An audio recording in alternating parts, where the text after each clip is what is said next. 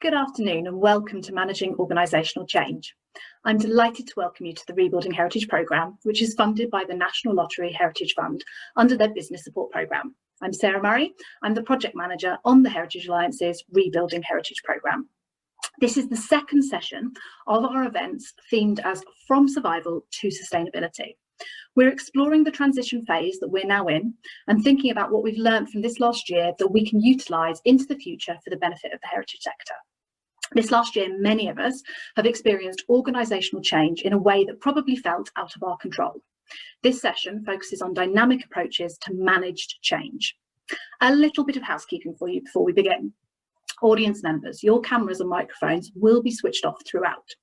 Please pop your questions into the Q&A box throughout, as there will be several Q&A sessions through the webinar.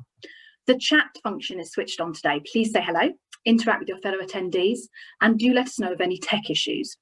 Make sure that you have your chat set to all panellists and attendees if you want to share with the whole group. There's a drop-down option where you type into the chat and you can change who receives your messages. Live captioning is available today, and you can turn this on via your Zoom menu. And finally, the webinar is being recorded and will be made available on our website afterwards. Just a little bit about the programme for you before we begin. Rebuilding Heritage provides training and support for the sector to help heritage professionals and heritage organisations respond to the challenges of COVID-19. We're offering free resources such as today's session, which will be openly available online, as well as one-to-one and group support, which you can access by application. Applications for round 6, which is to receive support in September and October, will open on the 8th of July. Full details are available on our website at rebuildingheritage.org.uk. The application is quite short. We estimate it takes around 30 minutes to complete, and you can express interest in just one, some, or all types of support available. I want to let you know that this is your final chance to apply for support through the Rebuilding Heritage programme. Round 6 is the final round of the programme, and the deadline for applications is 11 p.m. on Tuesday, the 27th of July. Please do apply. We're keen to hear from you all. You can also follow us on Twitter at heritage_RH and use the hashtag #rebuildingheritage. Now, on to the session itself. I am delighted to introduce you to Ellen O'Hara on behalf of Creative United, our business planning partner on the Rebuilding Heritage programme. Ellen delivers expert training and support in emergent strategy, enterprise and business development, and income diversification. Over to you, Ellen. Thank you very much. Thanks, Sarah and Vanessa, who's behind the scenes somewhere, and welcome everyone. So I'm Ellen. I'm, as introduced, an independent coach and consultant, and I'm based in the Derbyshire Dales. And I work across the arts, culture, heritage and commercial creative sectors, looking at entrepreneurship and business development, as well as a few other things. And that often requires a process of change management. So whether that's developing a more entrepreneurial culture, or implementing a new business model or a new governance structure, or looking at income packages, that type of thing. So as well as working as a business advisor with Creative United, I'm also co-founder of Modfin with my colleague Jill Thewlis, which is a business modelling process for mission-driven organisations, including heritage. I'm an associate with Choreo, delivering community leadership training, and Nesta, where I do a lot of work around creative enterprise, and I'm really delighted to share some thoughts with you today. If you want to know a bit more about Creative United, their website is here, but ultimately we run a whole range of programmes supporting the arts, cultural, heritage and creative industries sectors through business growth programmes, alternative finance, including Prosper North, and this brilliant programme that we're all part of today. So I'll talk through what I'm going to say and how this session will run before diving into the meat of the session.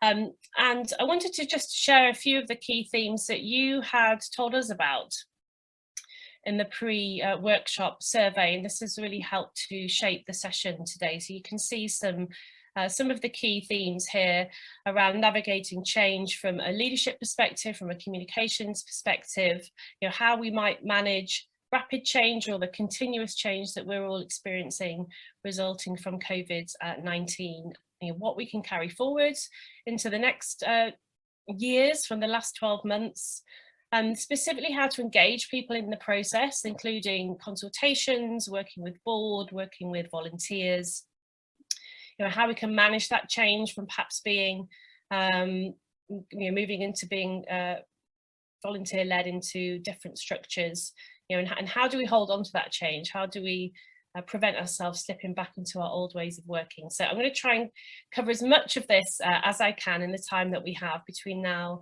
and 3:30.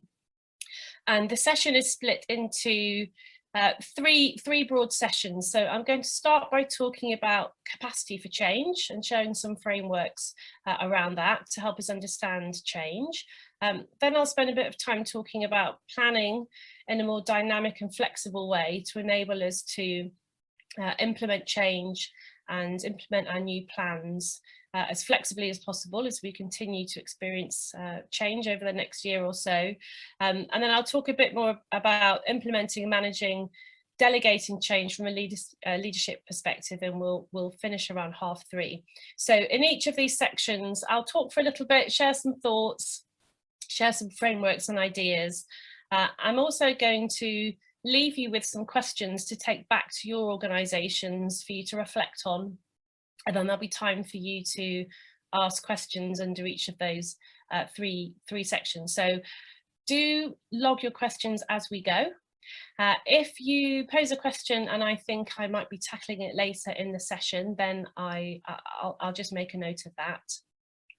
And then we'll have a final Q&A at the end and mop up as many of those questions as we can.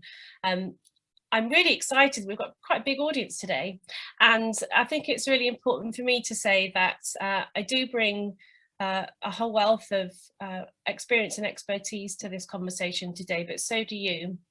We have, I think I'm just going to have a quick look, 70 or 80 people in the audience. So please do share your own reflections or examples, ideas in the chat, as well as your questions, because it would be great to pull some of that shared experience. We have a really diverse audience today, so including some global audiences. So welcome, welcome everyone.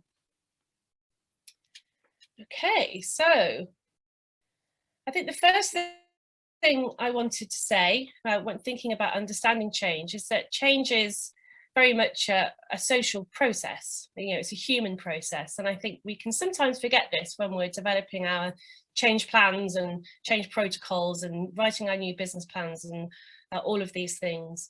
And so for this first section, this first 20 minutes or so, I wanted just to talk about that and talk about change from a personal perspective before we move into the wider organisational perspective. And with respect to that, I wanted to talk a little bit about the change journey. So you may be familiar with what you see on the screen now, which is the Kubler-Ross change curve, first produced many years ago, I think back in 1968, by Elizabeth Kubler-Ross, originally as a grief curve, actually, in a book called Death and Dying, but it sets out some of the, excuse me, emotional phases that we might move through when we're experiencing change. So we might begin with a sense of denial or frustration, and we may even feel quite depressed or angry before moving into acceptance and integrating change into our lives. And there's an adaptation of this curve, which I'm going to spend a bit more time on, by a chap called John Fisher. This was produced, as you can see, in 2012, and it's an adaptation of that same curve with a bit more detail, and again giving us some ideas of some of the emotional states that we might move through when we experience change. And I said I wanted to share this because I think first and foremost, as leaders, and when we're thinking about change and managing change both within ourselves and within our teams, our boards and volunteers, having a sense of how people are experiencing change on an individual level, on a very personal, emotional level, is really important. And again, as you can see here, we might start with a sense of anxiety.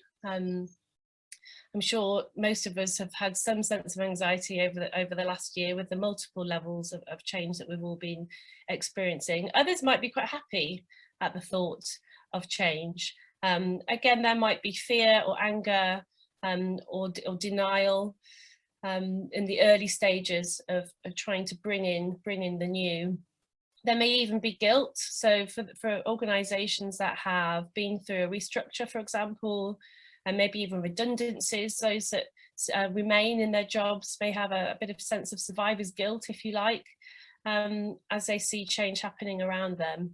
And eventually, we would hope that there's gradual acceptance and people can really start to see themselves in this future picture that we're trying to paint as leaders in terms of organisational change, and that enables us to really move forward, accept the change, see ourselves in it, and start to realise and think about change in a positive way. And even when we've instigated change ourselves, and even when we know that change may be good for us, in inverted commas, it doesn't mean it doesn't come with its anxieties and its fears. And the importance of recognising this is really essential, I think, in terms of leading and managing change. And I also make the point here that everyone's in a different place. We don't all start at the beginning and arrive at the end. It's not always a linear journey as we move through change. And we all have a different appetite for change. And certainly over the last year, I would say most of us have been experiencing change on many levels, personal level, professionally, health-wise, etc. And so there's been particularly a lot to deal with over the course of the last year. So I think reflecting on where we might be in this journey and where others around us might be can be really helpful in terms of making change happen.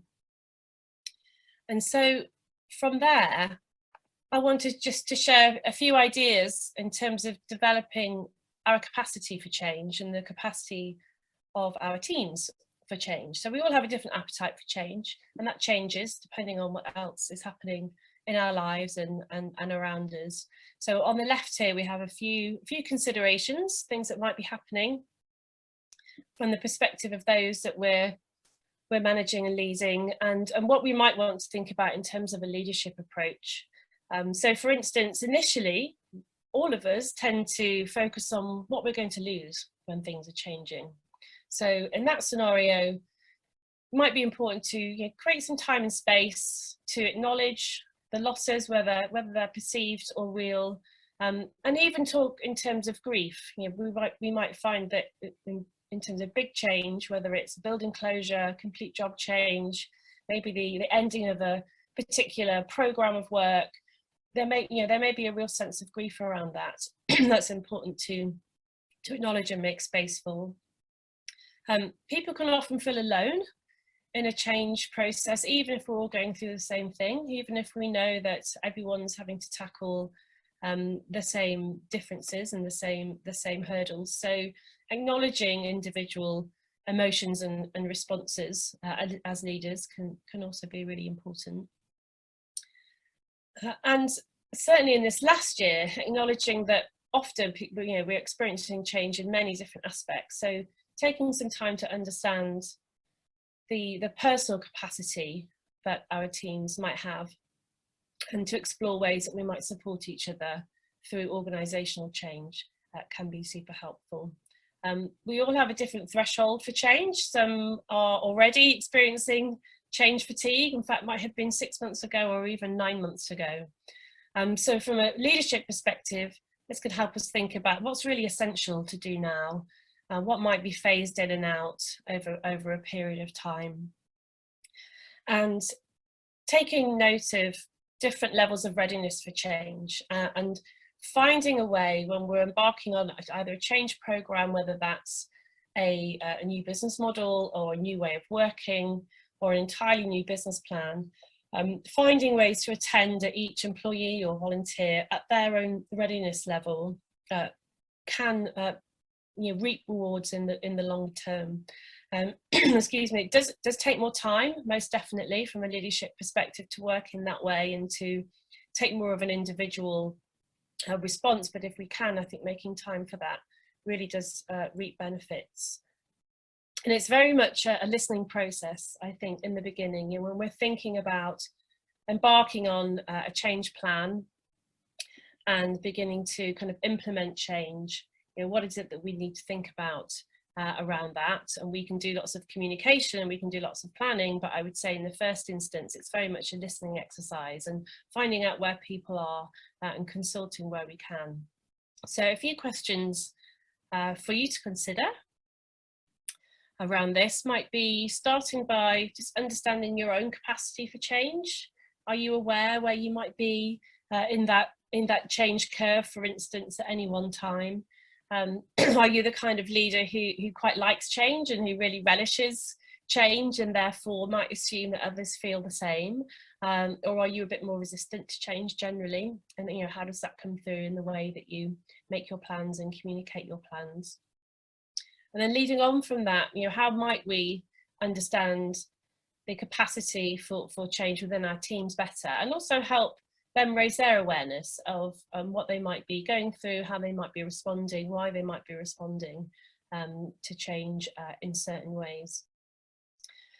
And from there, we can start to think about how might we build empathy around where people are in that change journey and address some of the underlying issues around resistance. So often when we find someone's quite resistant to change, it might be because there's some fear there around perhaps what are the implications for them in terms of the change in their role, for instance. Maybe they're worried about not being with the same group of people. Maybe there's a very tangible financial loss that they might be experiencing due to a changing job role. Or perhaps there's, you know, big projects that's coming to an end and it was a source of somebody's motivation in their job. You know, trying to unpick some of these things can really help us understand resistance if that does emerge. And then from there, we can have a conversation about what support do people need. And I think this is really coming back to the first point about change being, it's a social process. It's really a people process. And so when we're building our change plans, ensuring we're thinking about the support that people need, whether that's training or coaching, maybe just the opportunity to be heard and share how they're feeling, maybe a bit more clarity around the change that's coming, maybe it's more regular communication, but some of those more interpersonal and personal development aspects become really important. So that's very much in a nutshell opener really to set the scene about how we might start to think about change, particularly the journey of change that we might ourselves be going through and our teams might also be going through.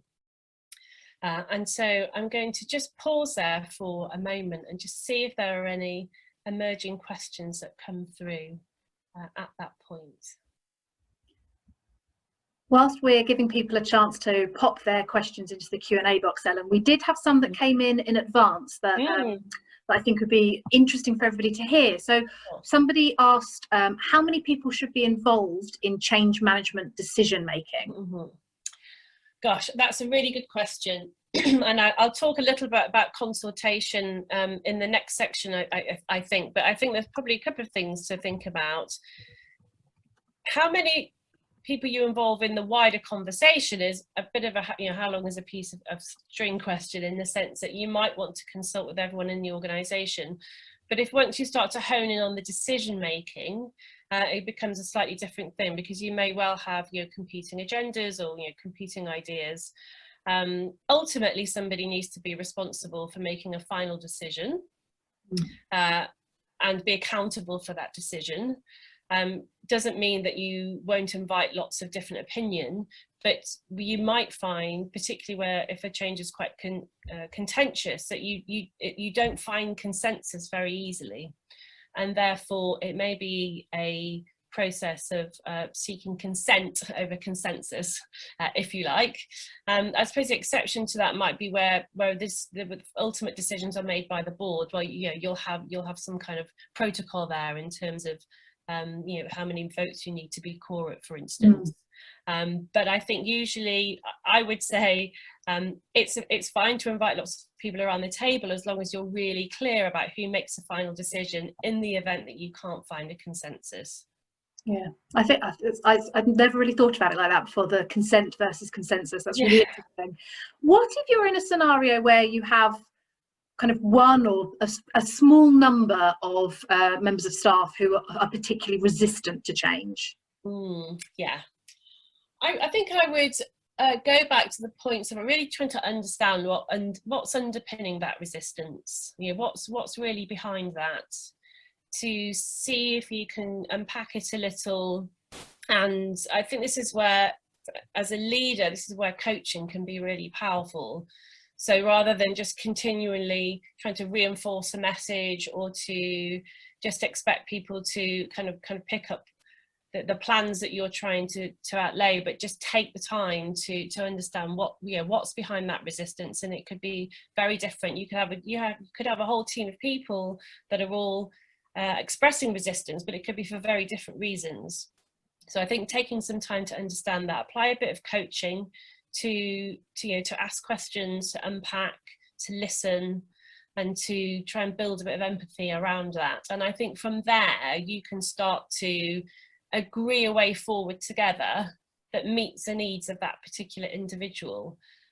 Which might be around fear, maybe it's a sense of loss, maybe it's an anxiety, maybe that individual feels they need more support or training to do the new things or work in the different way that's being asked of them.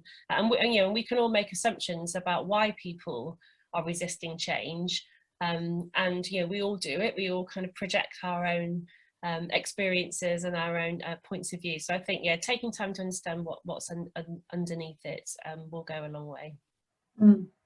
And there's obviously kind of a lot of organisations who are logged in today, as well as kind of in the wider heritage sector, who have staff and volunteer teams. Do you think that there's a different approach needed when encouraging volunteers to embrace change, or is it similar to managing change with staff? I think there are some similarities, and I think taking the time to invite, consult, listen, understand what people's concerns might be. I think that applies across the board. You could even extend it even further to audience members if you were consulting in that way. I think there is a difference perhaps in terms of some of the information that you might relay about change plans, and at what stage, perhaps, depending on the nature of the relationship that you have with your volunteers. So if you're entirely volunteer run, and actually your volunteer team are the organisation, then you might be a bit more transparent. If you have a mix of staff team and volunteers, you might decide to relay some of the information in a different way, perhaps, or perhaps in a different time frame. You might decide. And again, there's kind of no right or wrong answer to this. I'd be interested to hear what the audience thinks about it. But you might decide to give volunteers and staff almost kind of equal weight, if you like, in consultation and decision making even, or you might keep that very separate. And I don't think there's a right or wrong way to approach that. I think it depends on the culture of your organisation, the way in which you've worked with volunteers in the past, the nature of your agreement with them. Obviously, contractually, your relationship is very different between an employee and a volunteer, but the way in which you interact on a day-to-day basis might not be. So I think it's a little bit horses for courses, but I'd be really keen to know if anyone in the audience has thoughts on that. Please do share them in the chat. Marvellous. Well, that's all the questions I have for you right now, Ellen, but just to say to the audience that please do keep popping questions into the Q&A box, and I will pop up again in a little bit and relay those questions to Ellen. Thank you very much. Okay, so I'm going to move on to talk a little bit more about dynamic planning and how we can start to keep up the pace of change, if you like. I think certainly one of the things I'm hearing from a lot of my clients is this sense of constant change. And even when we think we've got a roadmap in front of us, something else will happen. Maybe, restrictions change again, or perhaps something to our funding changes. or our chair steps down, or it feels like a constant cycle of change. And a lot of the questions I'm being asked at the moment is how can we plan in general?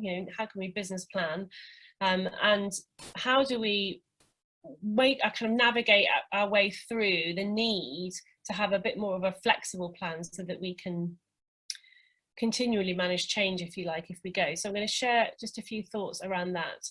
But what you're seeing on the screen now is a diagram that illustrates the two almost opposing approaches to business planning, just to set a bit of context. So if you imagine on the one hand, we have what we might call deliberate planning, sometimes called rational planning, which is the process of setting our vision. Let's say it's a 5-year vision or even a 10-year vision, and then we do our research to understand what's happening around us. Maybe we speak to our audiences, our staff. We set our goals, and then we create our roadmap, our strategy that's going to take us from where we are now to that vision, and it's laid out in quite a kind of deliberate way. And that's probably how most of us have been taught to plan and create strategic plans, and probably how we've tried to plan over the last years. And I think one of the things that COVID has done is really kind of knocked that approach out of the water, and we haven't really been able to plan and certainly implement plans in that way. And deliberate planning, almost by definition, is very much a leadership approach, usually led by a chief executive, a board, an executive team, and kind of filtered down through teams in that way to deliver. Doesn't mean there hasn't been consultation, but it's very much a kind of top-down approach in that way. Emergent planning, on the other end of the scale, describes a process of working out strategy as we go. So it's not exactly flying by the seat of your pants planning. You still have a vision, you still have a set of priorities, but because there's either lots of moving parts, maybe there's lots of change in the market we're operating in, maybe there's a lot of political change, maybe the tastes of our community or the needs of our community is changing, or maybe we're a very new business, maybe we're a startup, or we've only been running a couple of years. In those scenarios, it makes more sense to take a more emergent approach. In other words, still have our priorities, but not necessarily have pinned down exactly how we're going to get there, and have a bit of fluidity in terms of which strategies or tactics that we might take. And emergent planning tends to be a lot more collaborative as an approach. So we'll probably listen and consult with our teams and our audiences and our volunteers a lot more to get insight from them and to keep feeding it into the process, and we're perhaps just planning a few months ahead rather than a few years ahead. So they're kind of two kind of competing approaches to planning. And a lot of the organisations I work with will have quite a traditional deliberate planning approach, but maybe they might have a brand new project or something very new that they're doing that they have to be a bit more emergent with, because they haven't got 5 years experience to draw on, and they haven't got data that they can feed into that process, or it's a very new idea. So there's sometimes both of those things happening at once. Even before COVID, what would tend to happen is we might write our 3-year plan. Some of it, so we have this kind of intended plan, if you like, some of it will be realised, some of it will fall away, and some new opportunities will come along in the process, and we might jump on some new opportunities, or we might swap things in or out of our plans as we go. So there's always a degree of change. There's always some new things or some new ways of working that might get introduced that perhaps weren't intended in the very beginning. I think what COVID has done for us is you've probably all been taking a very emergent approach to planning over the last year, whether that was intentional or not.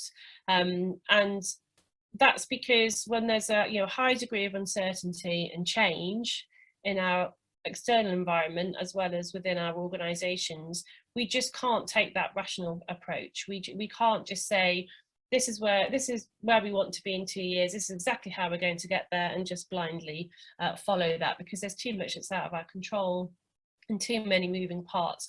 So we've all had to move to a more emergent approach, if you like.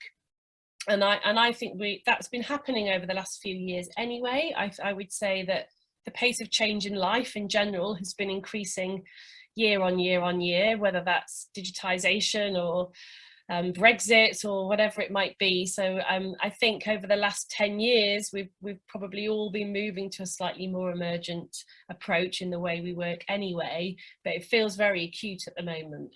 And certainly over the last year, a lot of the organisations I've been working with, we've been writing 3-month business plans because there's been so much change. And we've also had to think about how can we, as we start to plan for the future, whether that's over the next year or the next 2 years, even 5 years in some cases, how can we continue to build enough flexibility into those plans so that we can continue to navigate the kind of pace of change and the high level of uncertainty that we're likely to continue experiencing, certainly into the next year or so. And in many ways, taking a more emergent approach, I think, is good for business because it prompts us to be more consultative, it prompts us to be more responsive to what's happening outside of our organisation, to listen to our communities and to our audiences, and to keep feeding that information back in, rather than just spending 3 months at the beginning of 2021 writing our business plan and then not really updating it or adding lots of insight as we go. A more emergent approach requires us to have a much more kind of regular dialogue, if you like, and have lots of information coming in. Does mean that we're almost revising, refreshing our plans as we go, and certainly for some of my clients that can feel quite anxiety inducing, that we haven't got everything laid down and pinned down, but I think it's a good muscle to flex, if you like, and to get used to working in that way a bit more, because I think it's definitely going to be sticking with us. And I talk about this, although this is really about planning. Emergent planning does sit alongside change management for me in many ways, because it's a different way of working, and it does require us to be updating and changing and modifying our plans as we go, still with our priorities and vision intact, but with a lot more flexibility in terms of how we might get there.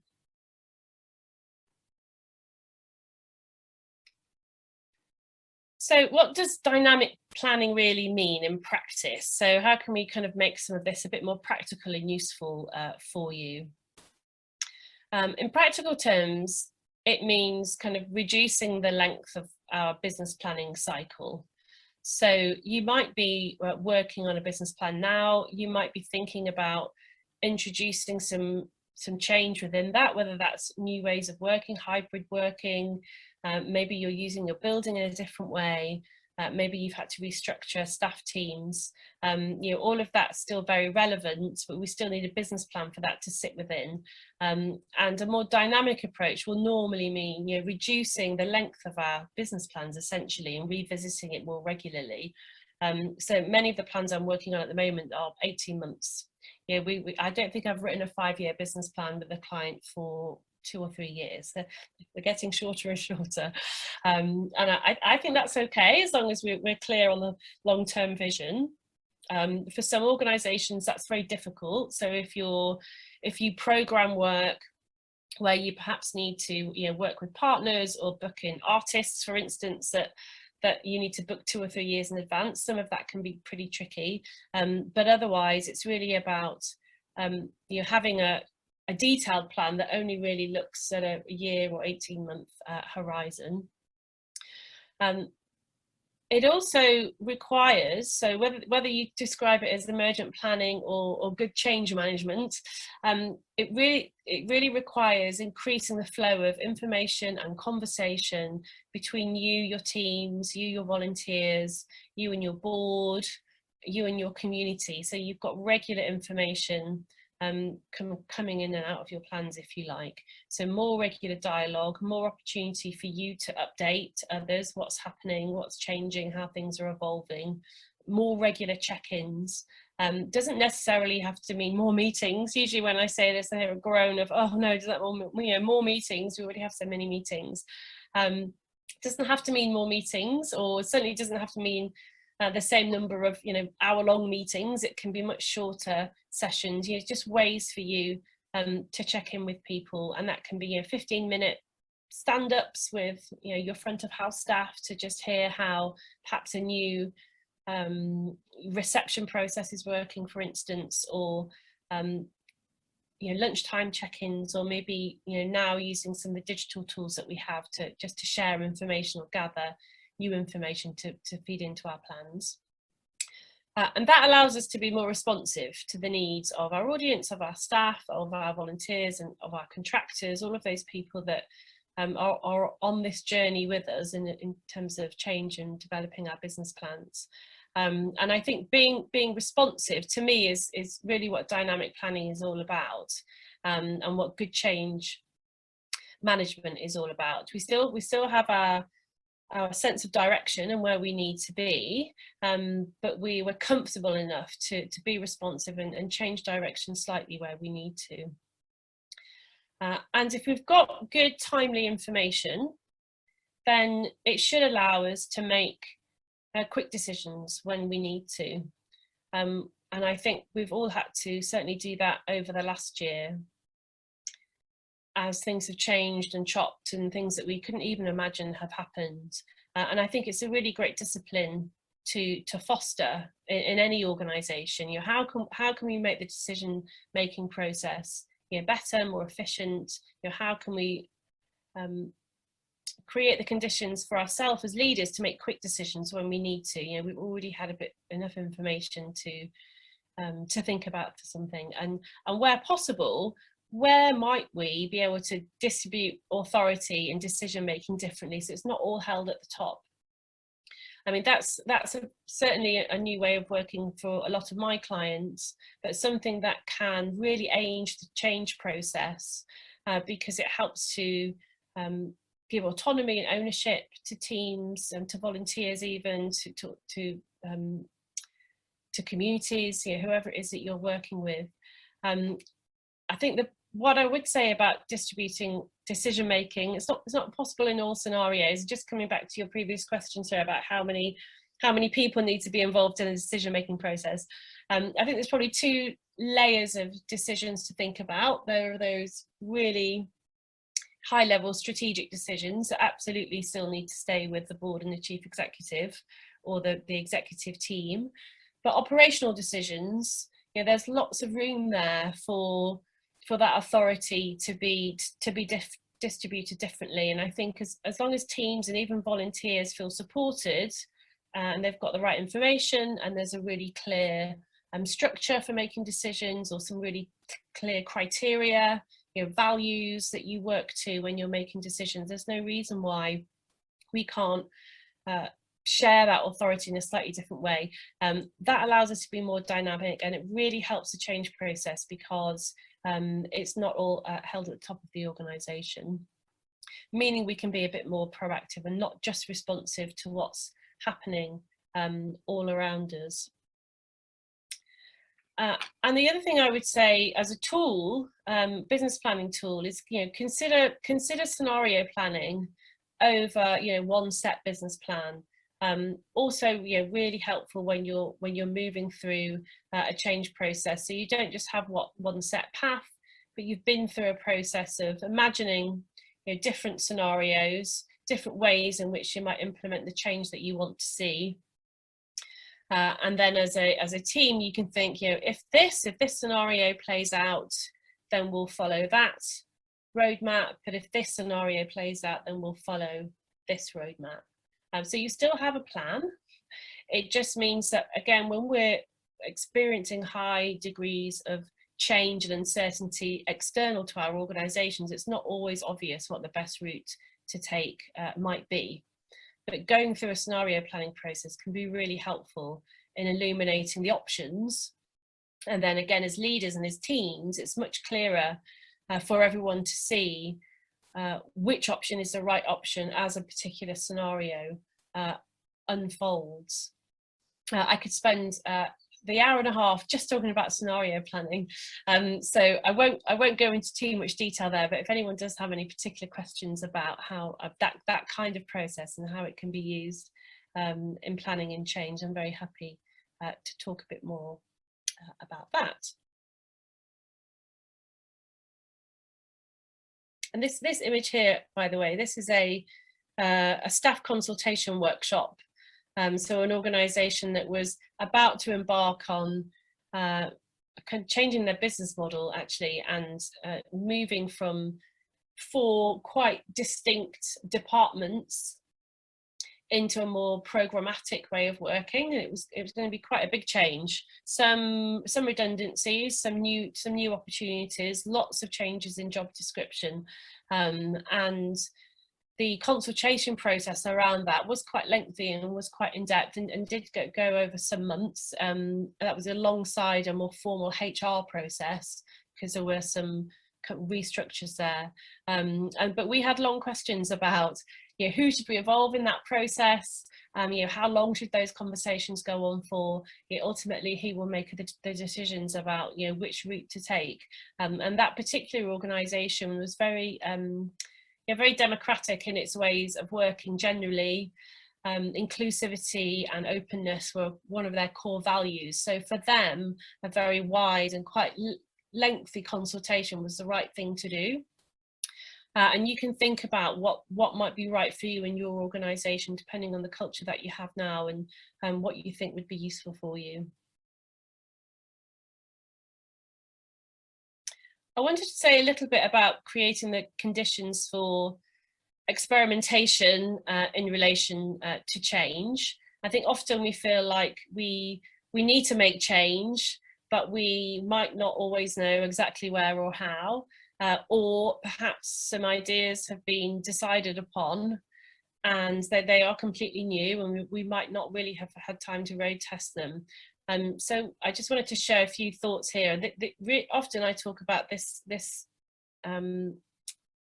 stuff in relation to developing an entrepreneurial culture and, you know, just ways of working and thinking if we want to foster a bit more of an entrepreneurial culture and way of working.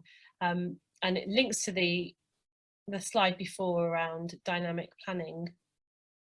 The first, and again, it's really good for any kind of change process. So the first is to, if we want to encourage our staff to come up with new ideas, come up with new ways of working, have a go at them, or if we're giving people new things to do and try, really important to have some disciplined decision making about what we say yes or no to, excuse me, and clear and consistent criteria for when we decide something is working and when we decide it's not working and we're going to stop it entirely, or if we decide some of this worked but some of it not so well, you know, how do we decide around that? So those criteria may be to do with there may be financial criteria.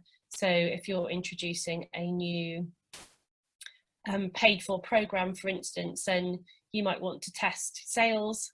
Maybe there's some criteria around how well you think this new way of working sits with your values. Maybe there's some criteria around audience engagement, etc. So you can think about how you test new ideas essentially, and how will you know if something's working or not. We talked a little bit about consent over consensus. Often when we're coming up with new ideas or new ways of implementing change, it's really hard to get consensus because of resistance and because change always equates to loss in some shape or form, even if it's positive change that we've implemented ourselves or introduced ourselves. So in the beginning, it might be about consensus over consensus and just getting progress over a perfectly formed idea or a perfectly formed change program that we know won't have any kinks or bumps in it. and fostering this culture of learning in failure. And I think when we're embarking on new things, acknowledging that we won't get it all right is really important. And I think that can also help around resistance to change, because there will always be a time when something doesn't work as well as you thought, or perhaps a new program or way of working takes longer to get the results that you want.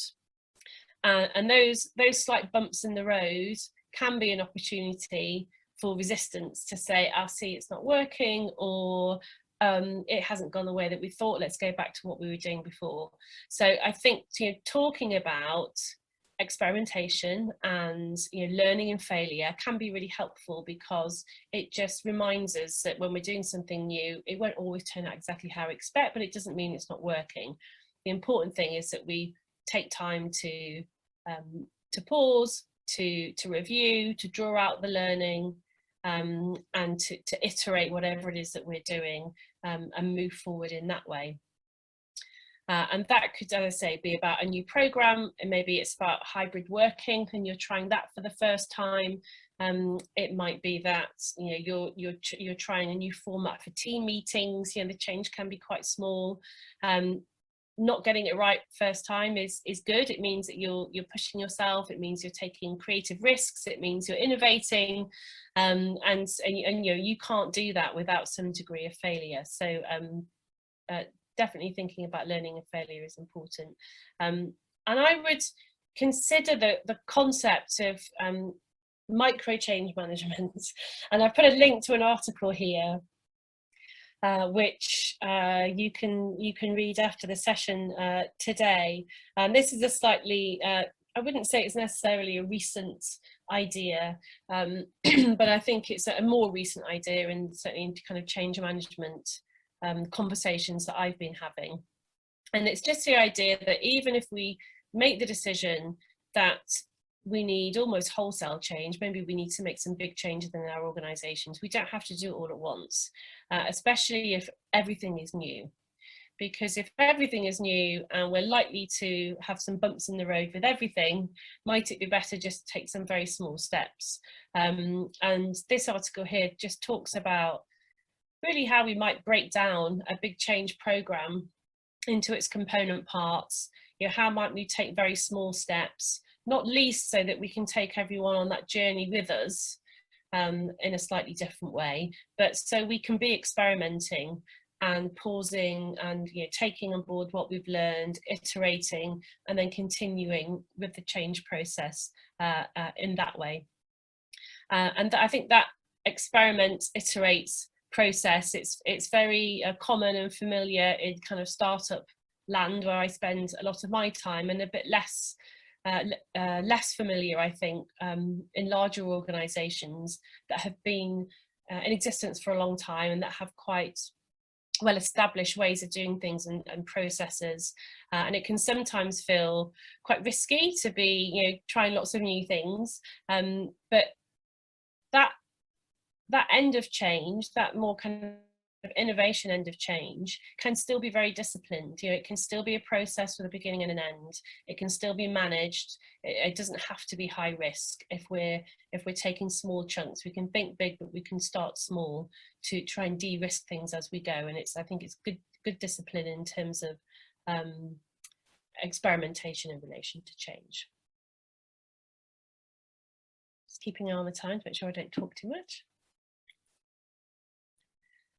And the next thing I wanted to share with you is a framework that I use quite regularly, and it's a framework to help test new ideas. So if we're bringing in new ideas into our organisation, or if we're asking our teams to come up with new ideas, so if we know we want to change something, if we know we want to develop our business model, or if we know we need to look at our income generation model, for instance, or even we want to change the nature of the relationship we have with our beneficiaries, and we're inviting ideas, we're testing new ideas. This is a quite helpful way to think about it.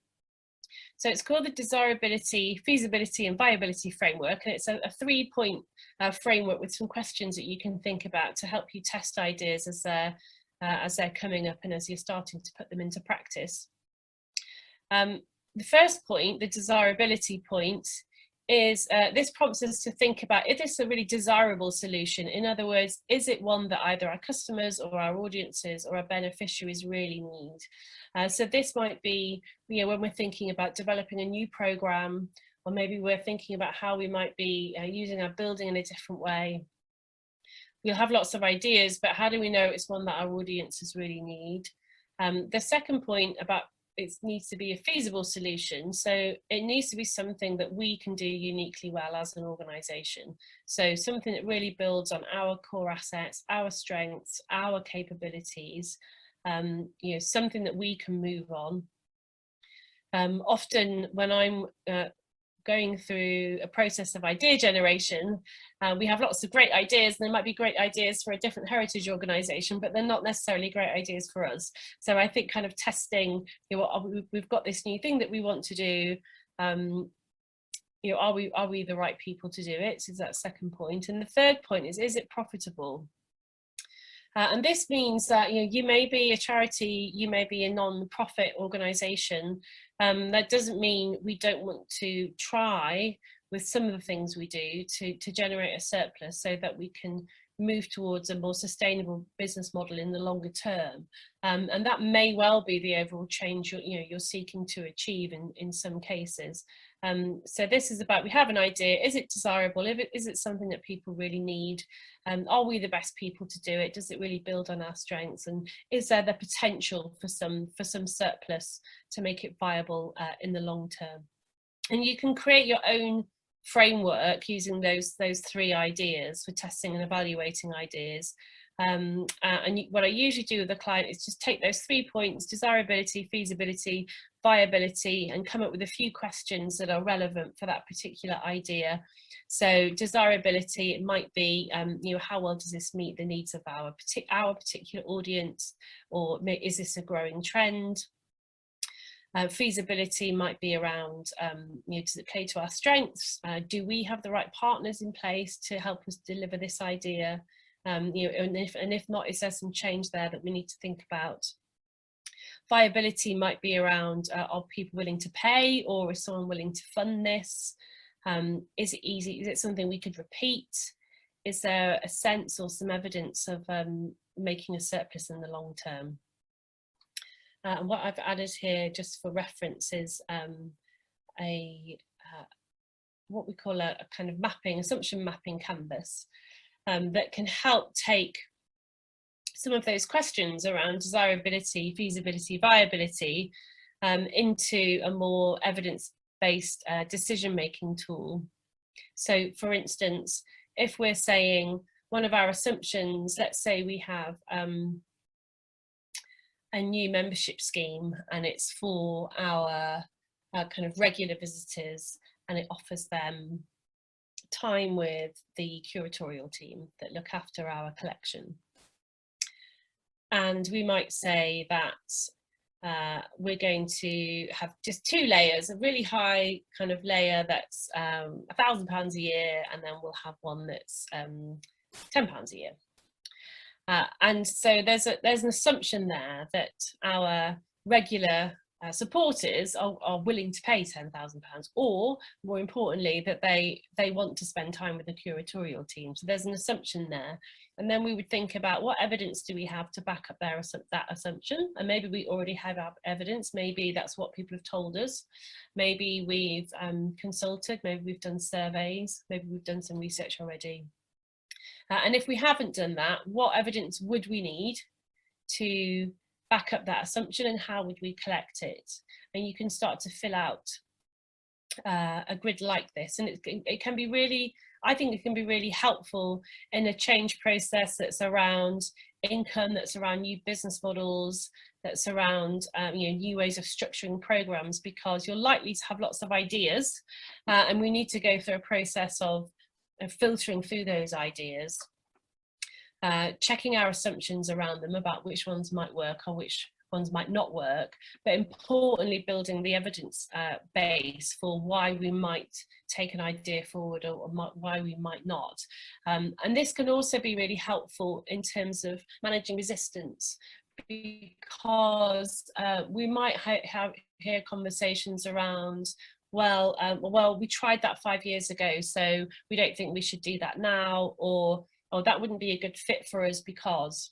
But if you can start to gather evidence that backs up some of the assumptions you're making around people really having demand for this, and it being something you could be really good at, and it being something that could really help you generate income, then that can really help you make a case to the delivery teams or up to a board, for instance, in terms of why you might want to introduce something new, a new program or a new way of working.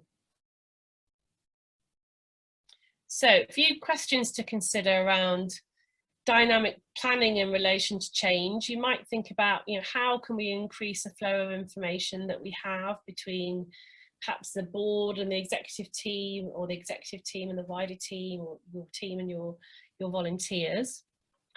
Is there any room for distributing lines of decision making? How might you be able to increase the capability of people to make quick decisions at different levels? Might you be able to embed some scenario planning as a business planning tool? Where are the opportunities for that? And how might you break down change into smaller stages, which can include using some of the tools I just talked about for testing new ideas? So I'm going to stop talking there and just let you reflect on those points and see if we've had any questions or comments come through. We have indeed. I just wanted to start by saying, Ellen, I mean, this is, I don't know about everybody else in the audience, I'm taking huge amounts of notes as you're talking. This is brilliant. And some of the things you're proposing, I think, for the heritage sector could be, they're quite a big step change. And I love what you're saying about kind of understanding where in your organisation that decisions can be made, that not everything needs to come top down, and that there's a kind of range of places for those kind of strategic and operational decisions. I also love that you've said about the kind of learning in failure, resisting perfectionism, our well-being training, which we do have another well-being webinar coming up. Steve, our trainer, says he sees a lot of perfectionism in the heritage sector and that it can be really destructive. So thank you very much for picking up on that here too. We have had questions coming in, so I won't I won't keep talking. You speak convincingly about the need to stop and pause, reflect, give time, and work more collaboratively. The question has come in that for leaders who are in the midst of change and changing landscapes, do you have any ideas that you could help them put that into practice? And how do they justify making the time for it? Oh, that's a very good question. I know it's one of those things. It's easy for me to say, but certainly I know that a lot of the leaders I work with really struggle. Couple of very practical things, and this is more about just making space in general. And I'm going to put my hands up and say I realise this is hard to do. One of the first things I do is look at a company's kind of meeting structure, of which there are often many, and they take up a lot of time. And we have a really good conversation about, can we change how we have meetings in the organisation? Doesn't mean that meetings aren't important, but they often take up a lot of time and they don't always result in actions. Often they're kind of information sharing sessions, and information sharing is critical. But we have other ways that we can do that now, especially with all of the kind of digital ways of working that we have. So I'm skirting around the question slightly, but I'll come back to it more specifically in just a moment. But I think trying to think, first of all, think about where can we make a bit of space in the day is a really good question, and meetings is usually one of them. And I often find if there's resistance to changing the number of meetings and who's in the meetings, something I've done with an organisation before is we've just added up the cost of every meeting, like who's there, who's around the table, and the cost of that person's time, and that all of those people's time. And it's often a really stark bit of information about what it's costing us to have these sessions. And even if we just shaved off 15 minutes or change the agenda, so rather than all kind of doing a roundup of what everybody's working on, which can also turn into a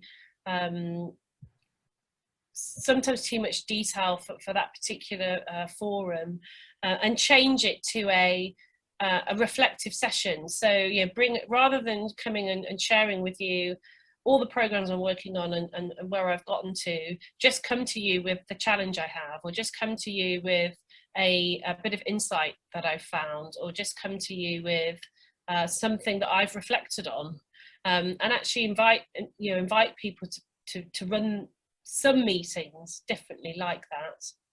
That might be one way of A, creating a bit of time in the day, and B, maybe creating some space for that reflection in the meetings that you've already got. I think other than that, gosh, I have to say it is hard. You have to be really boundaried and try as hard as you can in your week or your month to carve out some space, even if it's half an hour. I think personal reflective time, I think, is absolutely essential. I appreciate that doing that as a team can be hard, especially when you're rolling from project to project. You get your money, you deliver a project, and you don't always have time to do the autopsy. There might be a formal evaluation that goes on, but actually we can often lose the rich learning, I think. So I think where possible, building in that reflection time into the project plan in the first instance, and really trying to boundary that time. The other thing, just on that I've seen an organisation do, who had the same challenge. They had a format for people coming together to do a project review and reflection, but it always just dropped off the agenda. So in the end, what they began to do is they set up a folder on their shared drive, and it was project reflections, or review and reflections, I think it was called, and a simple template, I think a 3-slide template. And each team or project, when they've finished a piece of work, even if it's a small experiment or a big project, we're just encouraged to drop their thoughts in there. Not a detailed report, nothing too lengthy, and everyone knew that when they had 5 minutes, they could go to that folder and just have a look and just read what other people had been working on in that way. And it was quite successful. Not everybody did it, but it was quite successful. Does that answer the question? It's really no, absolutely. It is a difficult question. No, I think it was a great answer. So one of the things that crops up a lot now, the heritage sector is by nature a sector that is mostly kind of looking backwards and about preserving what has been in the past, and that sort of lends itself to a resistance to change, because we're all about keeping things the way they were. So how do you fight that? How do you fight that nature to resist change, because of that comfortableness of, but this is the way things have always been? Yeah. Well, I think the first thing is to just acknowledge the value in that way of thinking in the first instance. I think that the role of custodianship and preservation is just essential. And so I think the important thing is not to say we're going to sweep all of that to one side and just suddenly start doing everything new, because A, that would just not be the right thing, and B, it would never work. So I think acknowledging and then just finding the opportunities for change and like nudging it along. Like changing the format of a team meeting, for instance, is a really simple thing to do, and so it might be that we just need to start small, and are there places and spaces in the organisation or in process or in decision making where we can just start to make some small tweaks, rather than trying to do a big overhaul, or suddenly expect culture to change overnight, because it doesn't. Culture change takes a long time, and it's a combination of lots of small behaviour changes across many people. So it's almost thinking about are there some not quick wins, because they're not even necessarily quick wins, but areas that lend themselves to change, whether it's, like I say, a team meeting. I think the other way of looking at it, and from my perspective, is to think about sort of innovation and change in a slightly different way, and to show that they're not in competition with preservation and custodianship, and actually the two things can sit really neatly side by side. And I think there's quite a lot of interesting learning in writing around grief, for instance, which talks about how can we celebrate what was, but move forward into a new space. And I know that might sound like a bit of a strange analogy, but we always want to take the best with us into the future, and we should always be doing that. But it doesn't mean that there aren't some opportunities for doing things differently. And I think from a personal level, we have to show individuals, what's in it for them. We have to be able to show, and it has to be real and genuine. What's the benefit to me of working differently? What's the benefit to me of moving into hybrid working when I was doing something else? And those benefits have to be real. We have to talk about them. So. In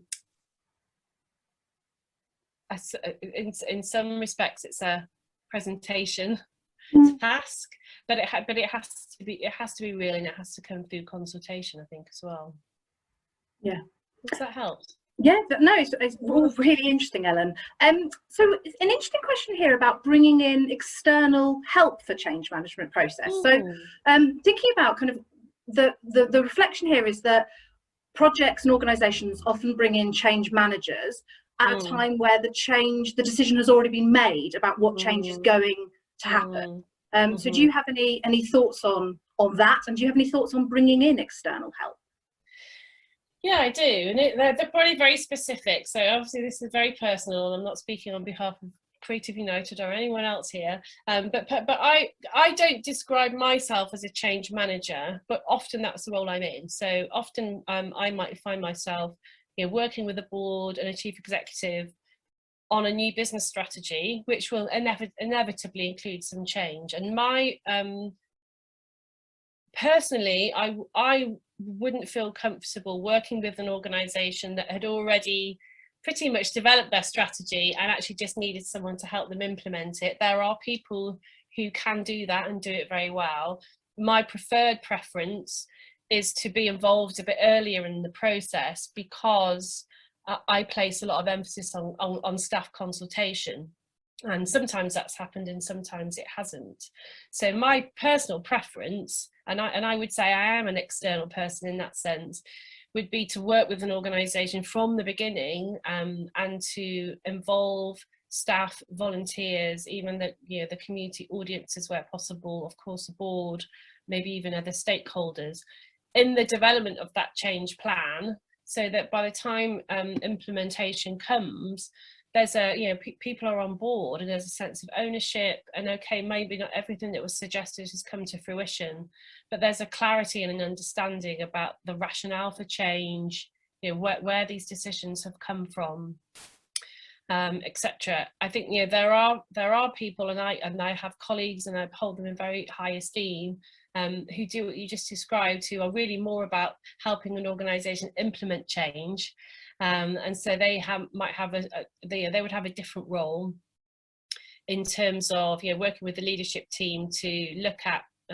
resistance, and to look at the practicalities of change management. But I would always say implementing change will always be easier if there's ownership earlier on in the process, which is about consultation, and it's about how what point you engage others in that conversation.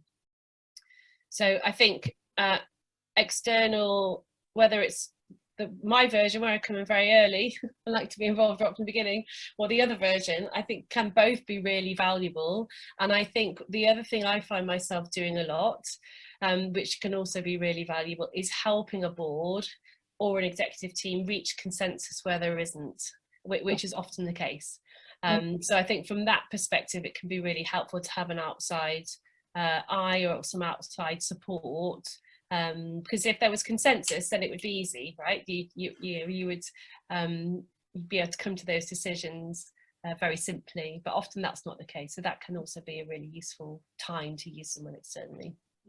I'm very conscious of time, Ellen, and we, as always, we get far more questions than we can possibly get to in the session. So I will let you carry on with your presentation. And I'll try to give more succinct answers. No, it's brilliant. It's incredibly useful, but I will let you do the last section. Okay, so I'll do, and this is some of it's kind of wrapping together some of what I just said, and some of it's slightly new. So these are some points really. I kind of, you could call it a checklist in a way, around implementing, managing, leading change from a kind of leadership perspective, things that I've found useful in the past, and observed others doing as well. And the first is to kind of name the change. So when you're embarking on whether it's an entirely new business plan, or maybe it's governance change, whatever it might be, start the conversation early with staff, with board, and try and create a shared language around it, so it doesn't become this thing over here that's being done to people, but it's an ongoing conversation, and you start to develop some shared language about what's happening, or what might be happening in the future, and then from there you can hopefully create a shared vision for that change, and a shared understanding of the need for change. And I think this is really important in your point to that, the resistance point you made earlier, Sarah, and how often there could be very good reason why we think we shouldn't change, and sometimes there is really good reason why we shouldn't change, but oftentimes there's a need and a rationale. So having a shared vision for what that looks like, what the positive outcomes of that different picture might be, both on an organisational level and an individual level, is really important.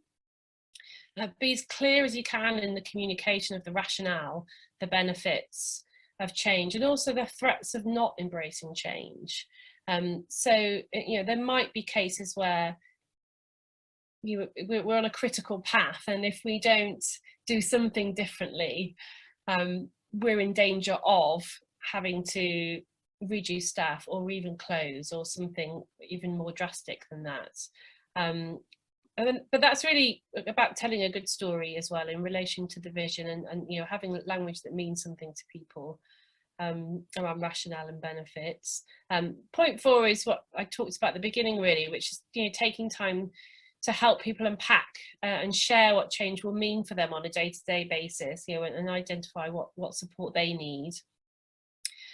And then as you start to move into the kind of implementation stage, just ensuring that you've got kind of open channels really for communication, to either share new information or new thinking or new decisions as they're being made, or receive information. And from a leadership perspective, that just means being available, which can be hard when we're super busy and we're in meetings all the time. But finding ways to be available is really important.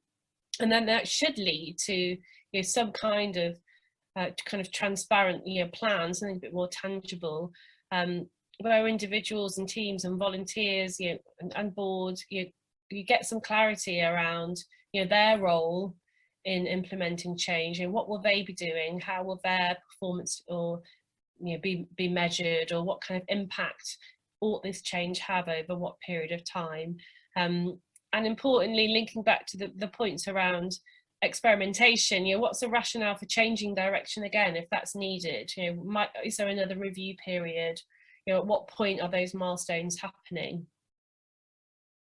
So that there's some clarity about what's going to happen. And I think that transparency, from my point of view, is really important.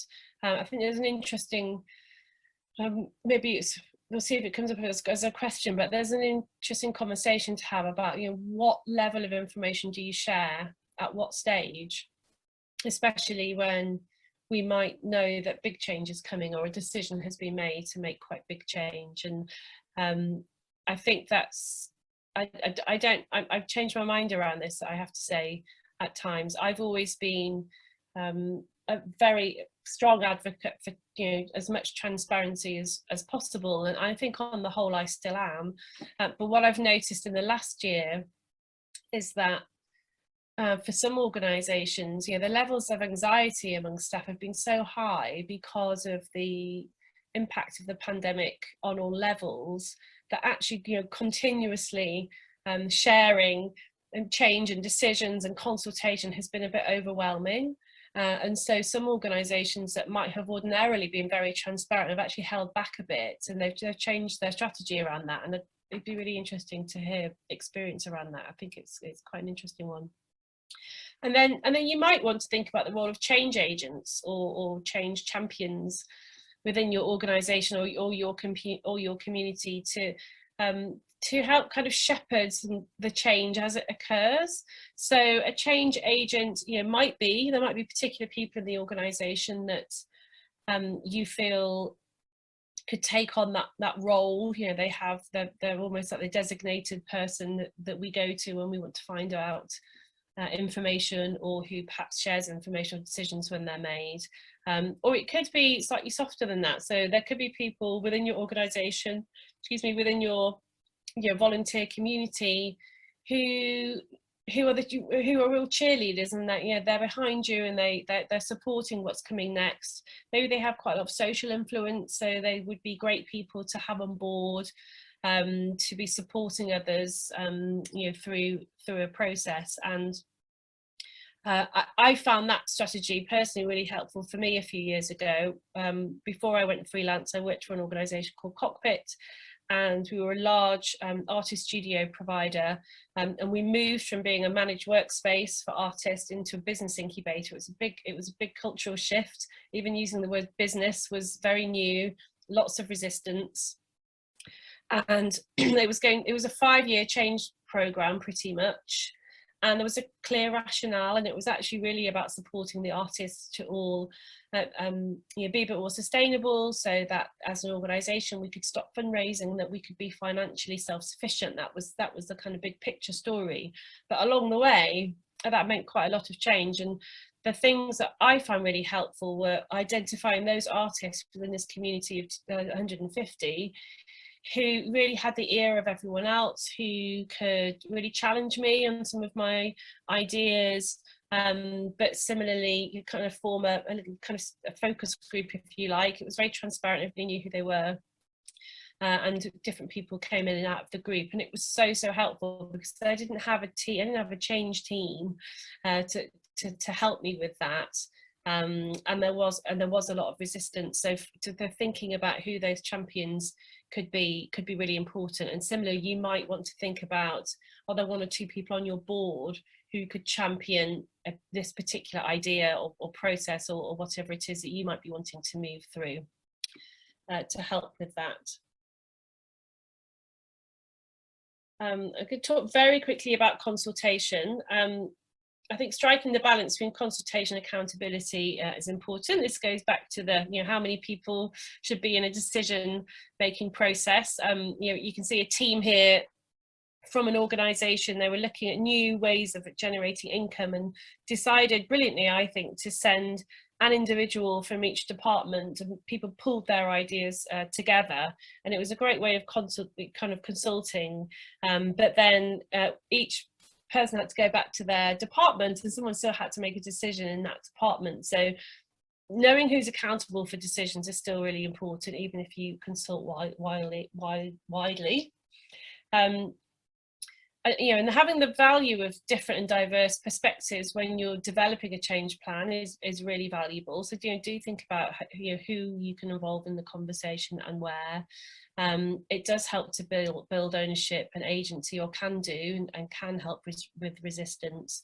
And that might be around creating the vision for change. It might be around maybe you need to revisit your values. Maybe it's about generating ideas.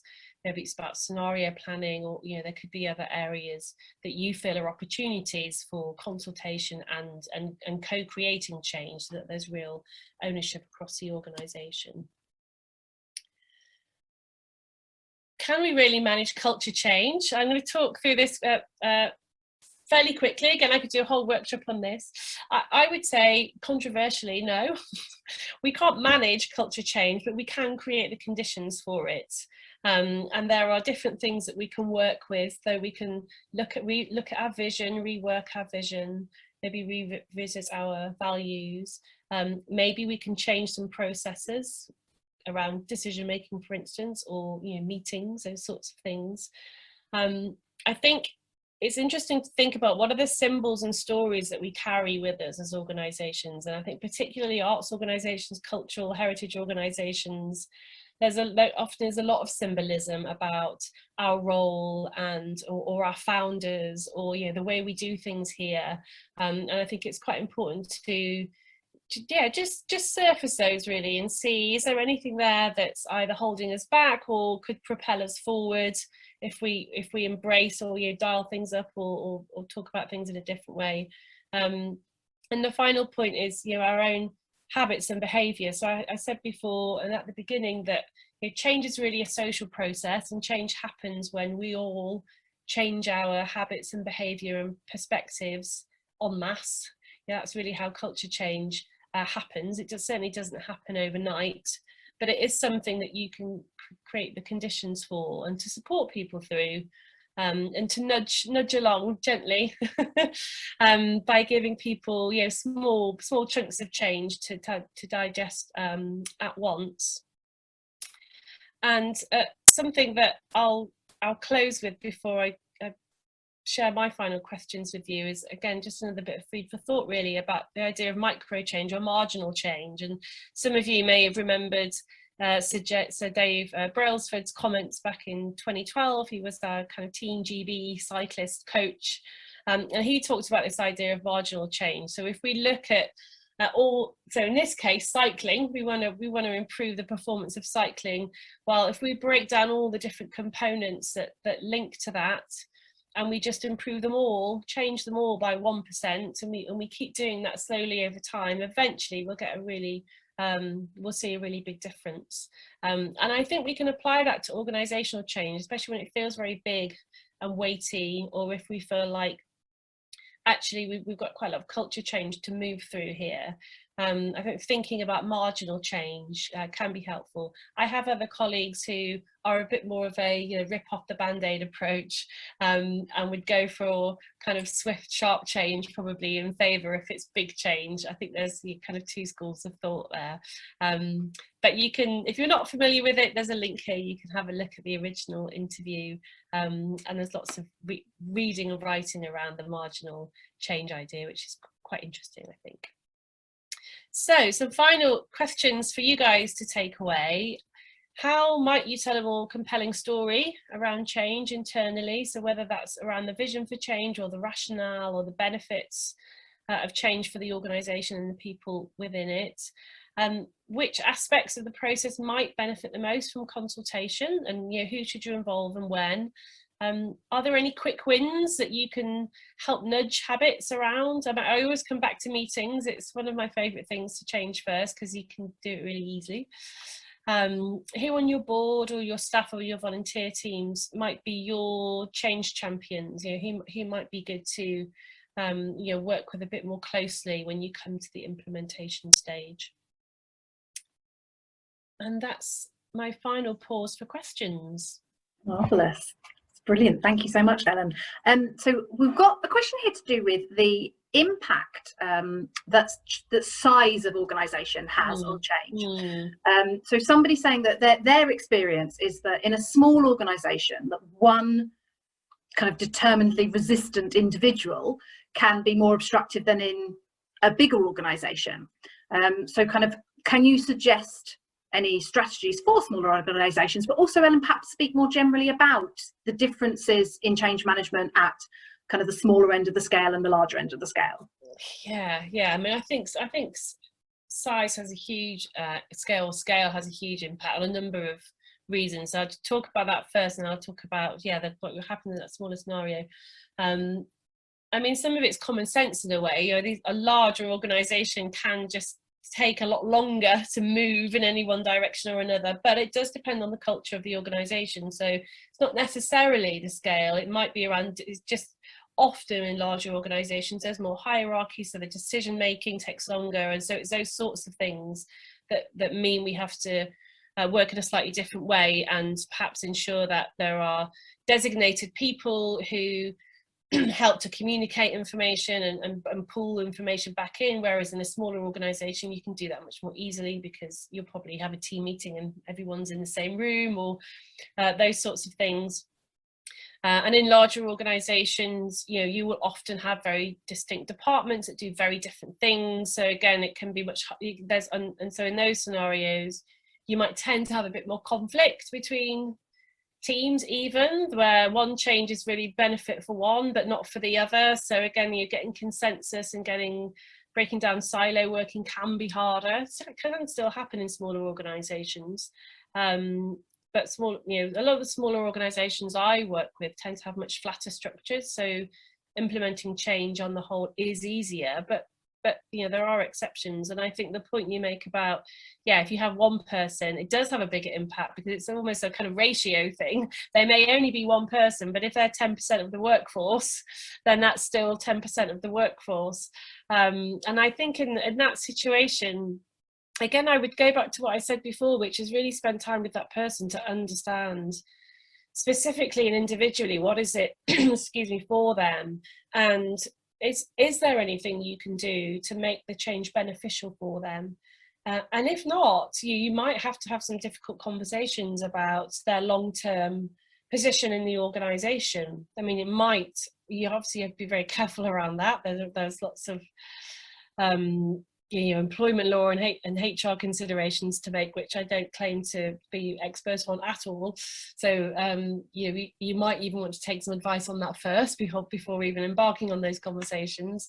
But I think there is something about people being able to see themselves in the future of that organisation, and often if that individual can't, and they may not even be articulating that to themselves in that way, but I think just opening out that conversation, I think, is the start point.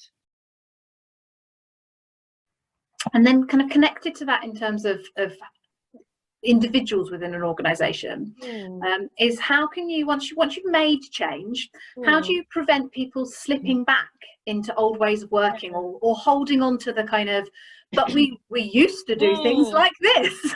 Yes. What often happens is, this isn't really working, is it? Let's go back to what we did before, and it might have been working a bit. I think with that, it's that this is where having regular reviews, changing team meetings so you can have more regular conversation, reinforce, get feedback if people think something isn't working, but keep the conversation live, I think, basically, until things do feel a bit more embedded. And it's like with any habit, we need a certain amount of time for something to really stick. And so if we give up too soon, we can very easily ping back. And I think as leaders, it's about role modeling. We have to really kind of role model the change, and when we observe things slipping back, have the conversation as soon as possible, and don't ignore it. Otherwise we can easily find ourselves back to where we started in 3 months' time. And just picking up on you saying about the kind of the timescales of change, so there's a couple of things around this, I think, which is, one is sort of how long do you need to see whether or not change is impactful and useful, but also kind of, is it better to implement change quickly? Do longer transitions make adjustment easier? Does it drag it out? What's the approach here? I have to say, I think there are different schools of thought on this. I think it really depends. I think it depends on the nature of the change, the type of the organisation. I think there's an argument to say that big and drastic change, once the decision's been made, in many ways it's easier to just go ahead and implement for the reasons you said, rather than drag out, provided that the relevant support and structures for the ripple effects of that are in place. I think that again, I think that's probably moving into kind of HR territory to an extent. But if I think about, say, my experience when I've worked within organisations, and we've had a long-term vision, and we've known this is probably a 10-year journey, and that's okay. And so we're going to work our way towards that. Excuse me. If you've got the luxury of that time scale, then obviously you can take your time. Business model change, for instance, unless you're in a critical scenario and it's unless we change this tomorrow we're going to close, often takes several years. And it might feel like because it has the phrase innovation in it, that business model innovation can happen really quickly, but often it doesn't. It takes a long time, and actually it's lots of moving parts that need to kind of change simultaneously and kind of lock into place, and it can and should take longer to bed in. And I think it also depends on the culture of the organisation. So if you have a type of organisation who have a really high appetite for change, then you can make big change more quickly and people will adjust more quickly. Whereas I think if there's resistance and you try and change too much too quickly, you might find that's too tricky. So we're very, very close to the end of our session now, Ellen, but I just wanted to ask, as a final question, if nothing else, what one thing should our audience take away from this webinar today? Well, at the head I was going to say, I'll stick to what I was going to say, which is just change the social process. Remember, it's a social process. Yes, we need our written plans and we need our protocols, but ultimately, you know, it's a human experience. And I think if we remember that as leaders and think about how we can embed that into our change plans, then we'll have a much greater chance of success. Fantastic. I think that's a brilliant note to end on. So that's it from us. Thank you everybody for attending today. I hope you found the session useful. Please do look out for the feedback form that will pop up after the session. It will be emailed to you, and we'd really appreciate if you could fill this out for us.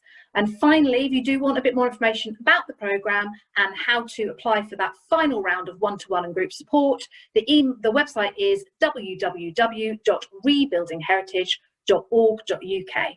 Thank you very much and have a lovely rest of your day. Thank you, Ellen. Thank you.